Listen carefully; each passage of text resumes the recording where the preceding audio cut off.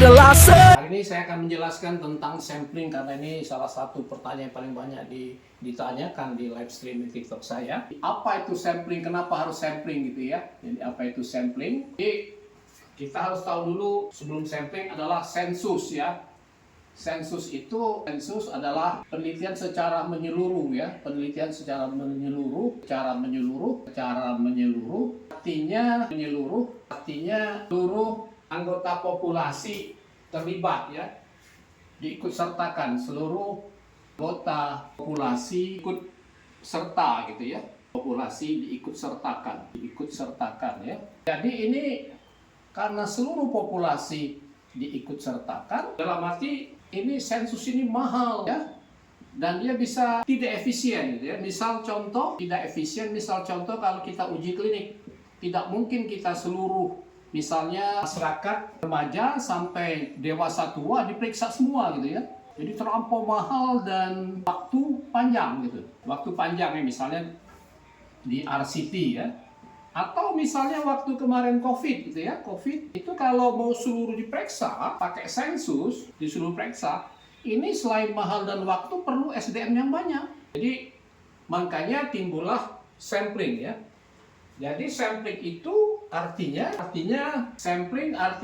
pengambilan sebagian dari populasi ya. Pengambilan bagian dari populasi. Nah, kata kunci dari sebagian populasi itulah yang disebut representatif gitu ya. Representatif. Nah, untuk mengerti sampling ini kita harus tahu dulu hierarki sampling ya. Hierarki sampling ya. Jadi penelitian kita ini mau kemana digeneralisasikan gitu ya. Yang penting kita tahu dulu, pertama adalah hierarki sampling adalah difference population-nya kemana gitu ya. Difference atau target population-nya kemana ya. Jadi maunya kan nanti generalisasinya kemana. Kemudian source population-nya kemana. Dari mana? Source population ya. Yang ketiga adalah sampling frame.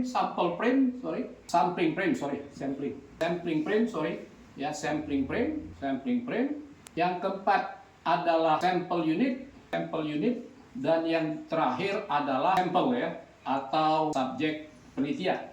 Nah, ini kita mengerti dulu ya.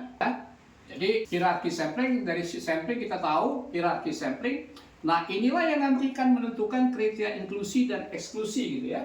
Sangat tergantung kriteria inklusi subjek ini dan eksklusi gitu ya. Kriteria inklusi dan eksklusi gitu ya. Makanya ini nanti bisa jadi yang seperti saya jelaskan penelitian sebelumnya, deskriptif atau analitik ya. Jadi saya kasih contoh, misalnya ada penelitian tentang prevalensi penyakit asma pada anak SD misalnya ya.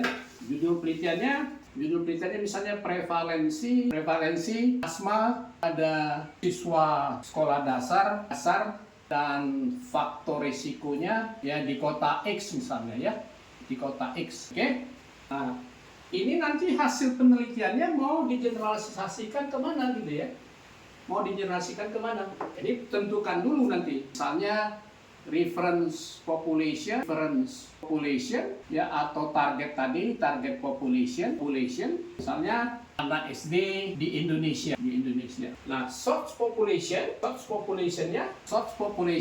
anak SD di provinsi A misalnya ya. Kemudian sampling frame. Nah, sampling frame misalnya sampling frame anak SD, bukan anak SD di kota X gitu ya. Jadinya sampling frame-nya adalah SD di kota X. Kemudian sampling frame unit sampel.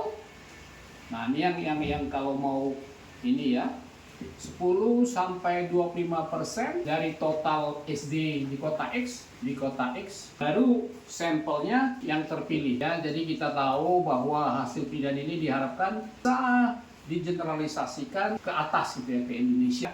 Jadi ini dulu yang harus dimengerti gitu ya. Jadi dari sensus ke sampel. Kenapa harus sampel? Jadi kata sampel itu adalah representatif. Nah, kalau mau mengikuti benar-benar secara teori 10 sampai 25% ini akan berat sekali ya. Jadi makanya ada pakai formula ya. Sudah. Itu dulu. Ya, terima kasih telah menonton. Silakan subscribe, like, and share ya. Saya akan lanjutkan dengan pembicaraan selanjutnya ya.